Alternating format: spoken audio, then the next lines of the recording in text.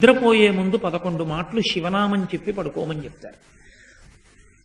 తెల్లవారి నిద్ర లేచేటప్పుడు మీరు పరమశివ భక్తులైనా సరే, మీ కులదేవత పార్వతీ పరమేశ్వరులైనా సరే, శివ అంటూ లేవడాన్ని శాస్త్రం అంగీకరించదు. శాస్త్రమే. శివుడు కేశవుడు రెండని నేను అంటలేదు, కానీ దేని స్థితి దాందే అంతే. నిద్ర లేచినప్పుడు మొట్టమొదట నోటి వెంట పైకి రావలసినటువంటి మాట ఏదో శాస్త్రమే నిర్ణయం చేసింది.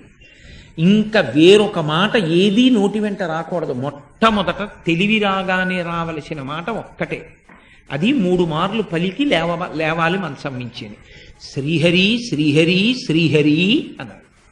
3 మాటలు శ్రీహరి అన్న నామం చెప్పి మాత్రమే లేవవలసి ఉంటుంది. అంటే జాగృత ప్రారంభమైంది. నిద్ర లేచాడంటే రక్షణ చెయ్యవలసినటువంటి వాడు శ్రీ మహావిష్ణువే.